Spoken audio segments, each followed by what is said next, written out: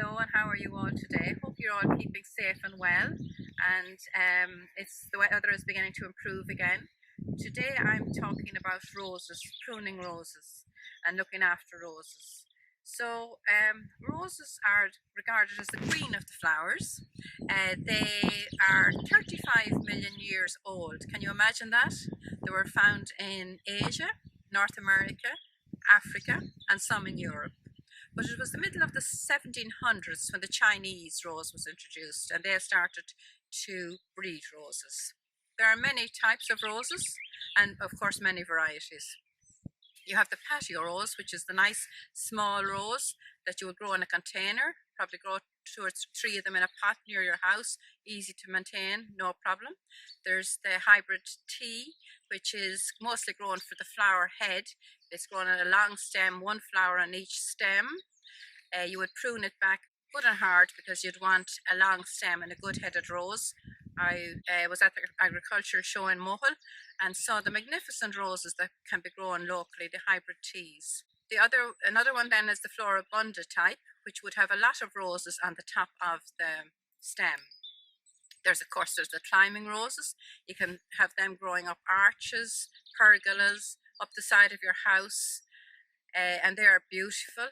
And there is the rambling rose.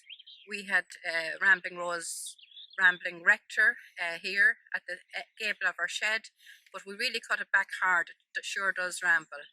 And then the other type of rose is the carpet rose. This is a white carpet rose here. You see carpet roses being used a lot in public places because they don't need much care. They're very disease resistant, they grow well, and they flower very, very well. Just need a little bit of feeding in the springtime. This is a beautiful white carpet rose that has been flowering all year. So to prune it, no big deal pruning a carpet rose. Just get your clippers, oopsie, and clip it back well. Just clip it back. This has grown tallish. A lot of them are a lot lower growing than this. I should have my gloves on me now, but if you're doing it at home, make sure you have your gloves on so you don't get prodded. So, and dispose of your rose clippings. Don't put them into the compost bin because they can be diseased. So that would be that.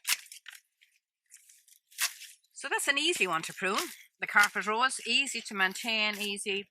Years ago they were all pink, a lot of pink ones, dark pink, but now they have them in many different colours. Peaches, which is beautiful, white, orange, pale pink.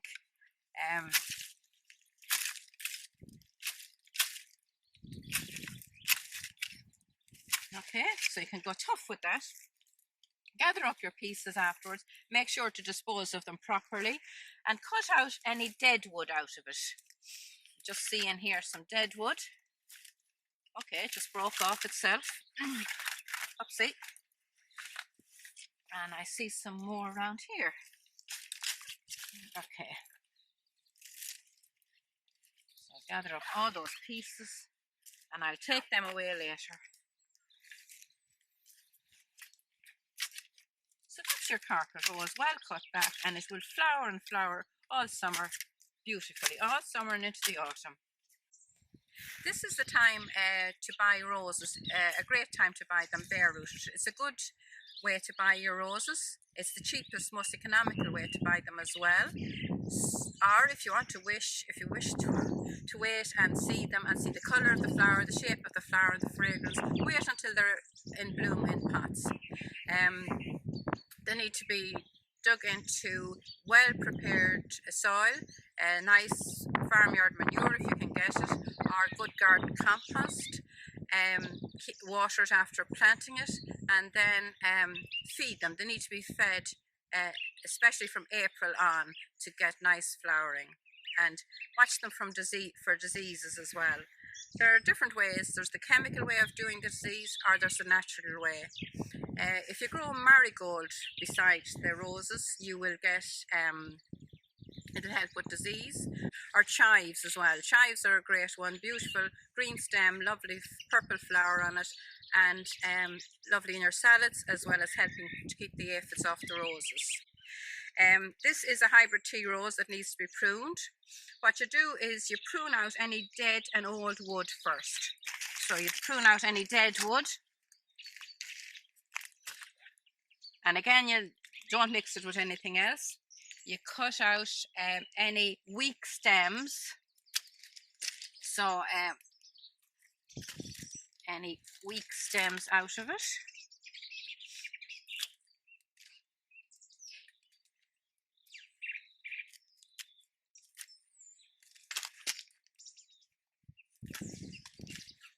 Any ones that are crossing over in the middle, the idea is to have a good open centre to your rose, to let air freely pass through.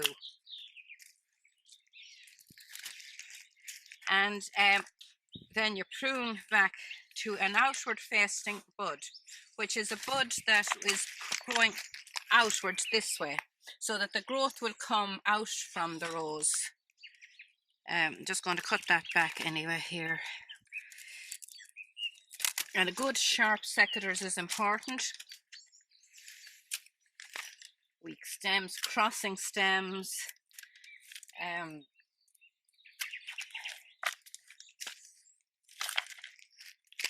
Yeah, there's an outward facing bud here, so we just cut it to that one there and cut out the centre and the weak wood, and that will encourage little bud there going that way. I might just cut this out as well, and I'm going to cut this one off. So we're opening up the whole centre of the rose. It's a weak stem and it's crossing.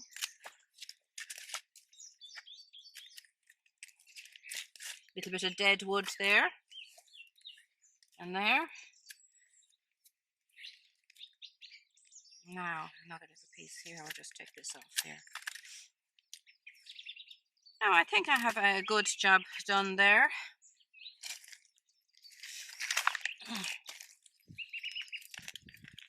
Wonderful to hear the bird song.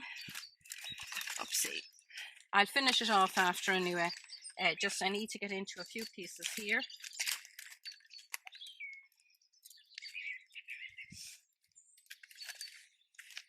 So give it a good feed and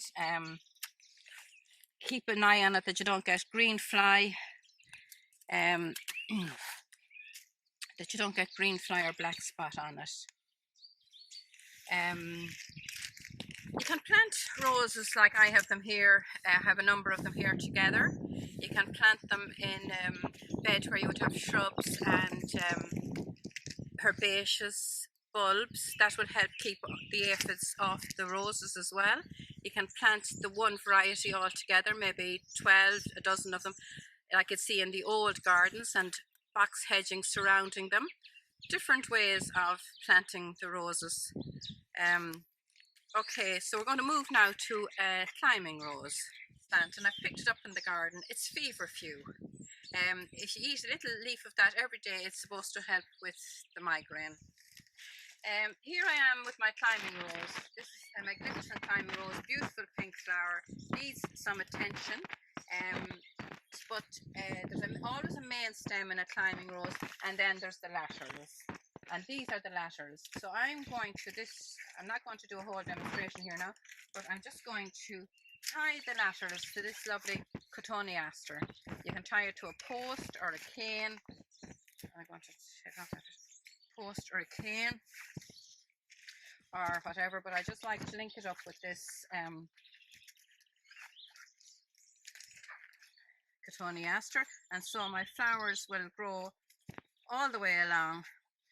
They're beautiful on climbing archways,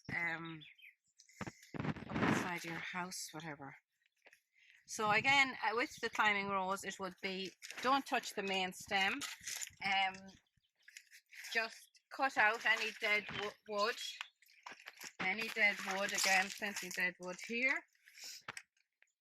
Any weak stems. And again, I dispose of them carefully, but not in the compost bin. So there's plenty of dead wood to be cut out of this one. And I also have a clematis growing up this rose. So the idea would be to cut out any dead wood, cut out any weak stems.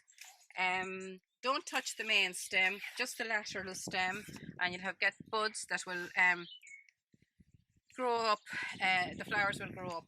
Now you can take more time than me, and you can make sure that you get ones. Don't have any branches rubbing against each other either.